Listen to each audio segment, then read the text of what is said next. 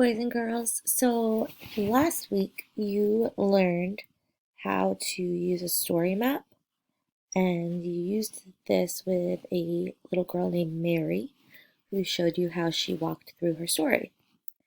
And so your task this week was to use a story map to write about an Ichthyosaurus that went on an adventure to learn more about its neighborhood.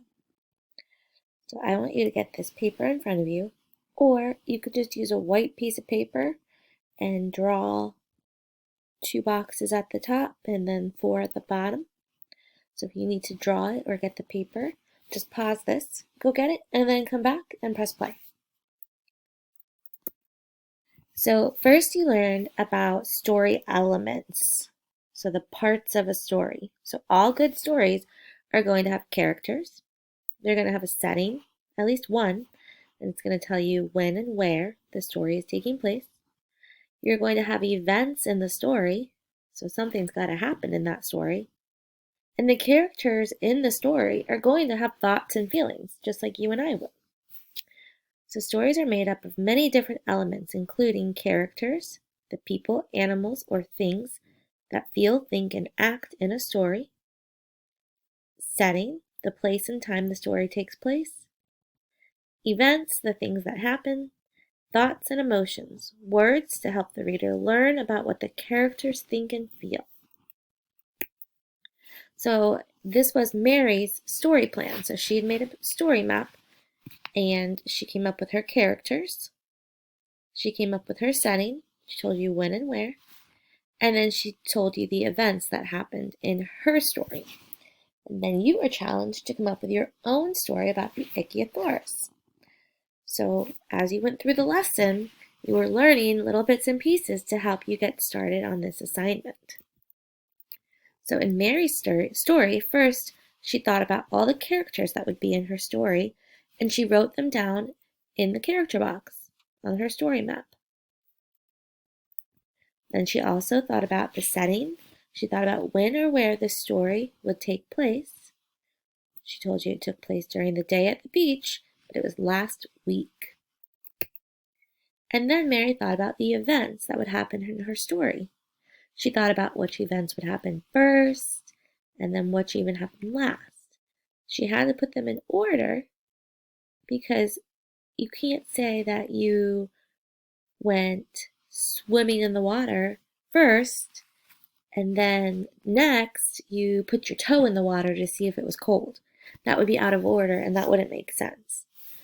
So you want to use these fancy words called transition words, which help you order your story. First we did this, next we did this, then, and then last would be at the very end.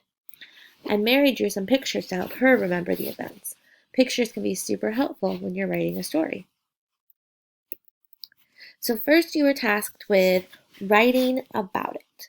So in the first story, or in the first module with Sally and the seashells, your task in that module was to plan a story about an Ichthyosaurus that went on an adventure to learn more about its neighborhood. For today, the only thing you had to do in that lesson was to plan out your character and setting, and make sure that you named your Ichthyosaurus. So use the story map that Mary gave you below to fill in the boxes. So all you had to do day one was come up with your characters and your setting. So the story map that I showed you at the beginning, this is what you were going to use. So right here, this top box was for the characters. And the second box is for the setting.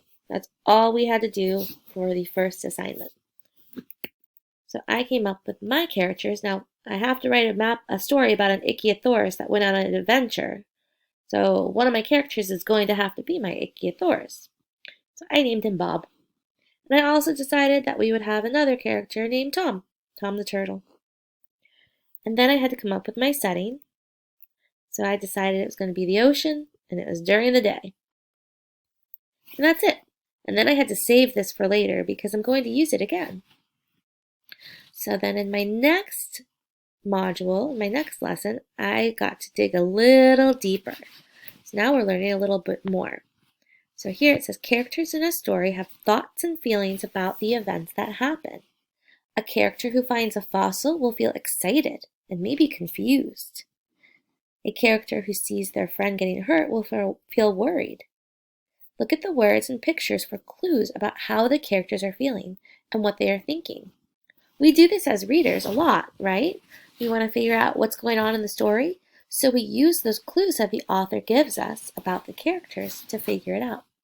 So as an author yourself this time, you have to include emotions and feelings so that way your readers know what's happening in your story.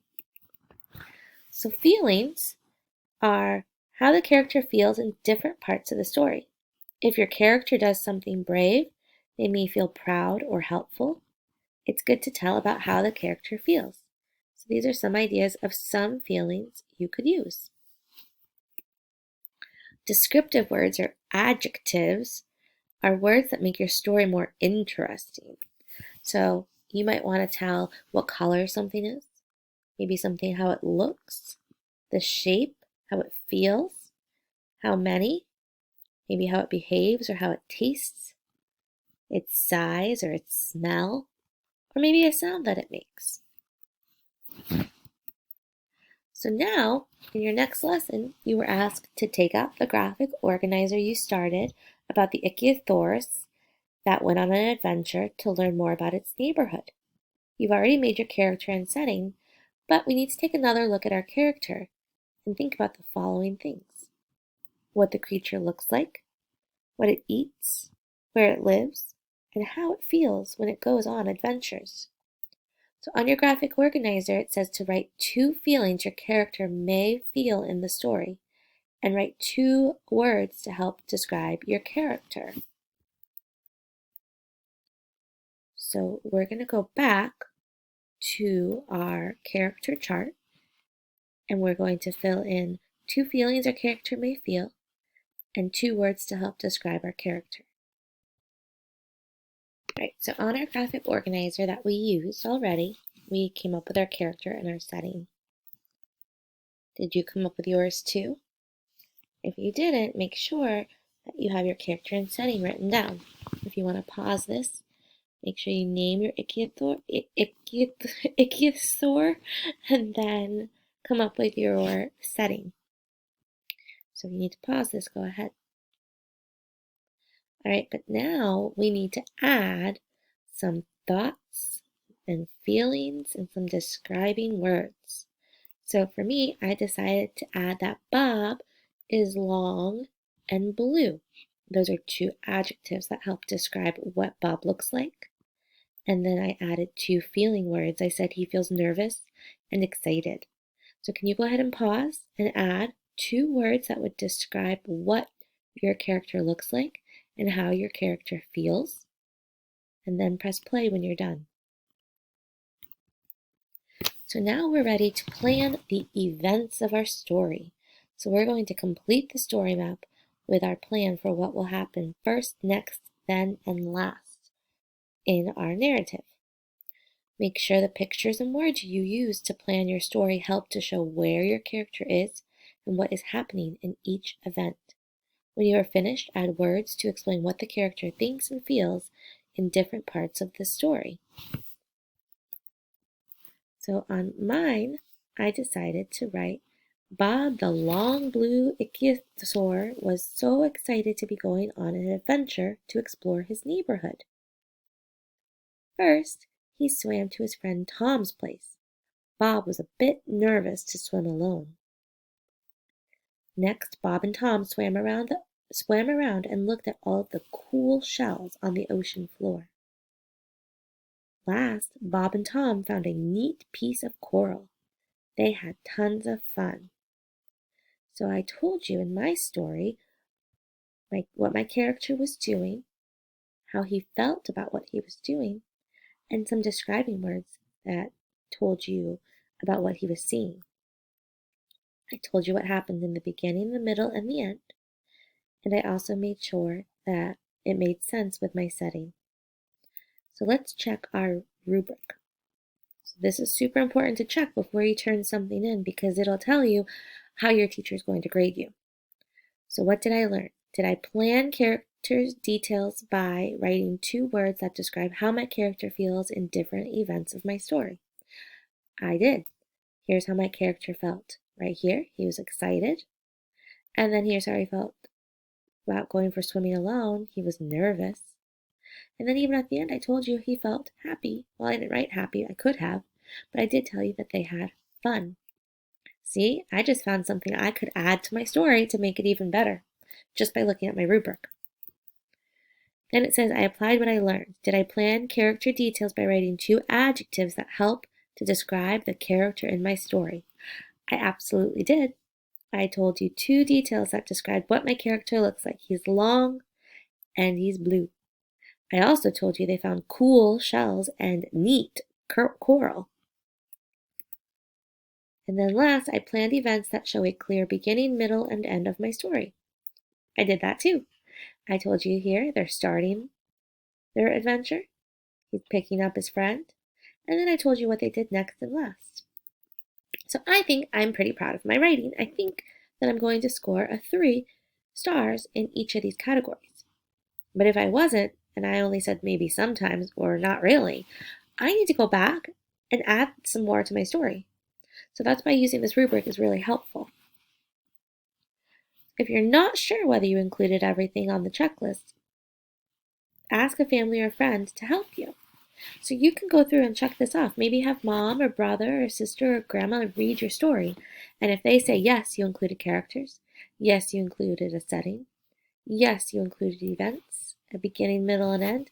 And that you included words to describe what the characters think and feel, then you're good to go. So you want to make sure that you use this rubric to help you, because this is how your teacher will grade you as well.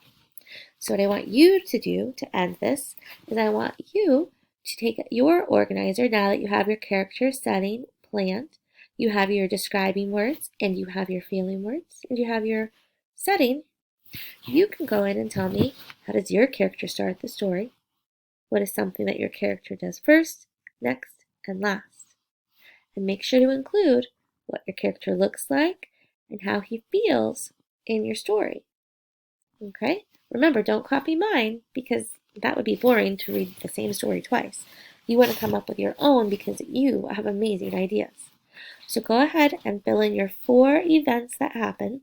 Don't forget to include your 2 adjectives, your describing words for your character, and your 2 feeling words for how your character feels, because that's a big part of your grade according to this rubric.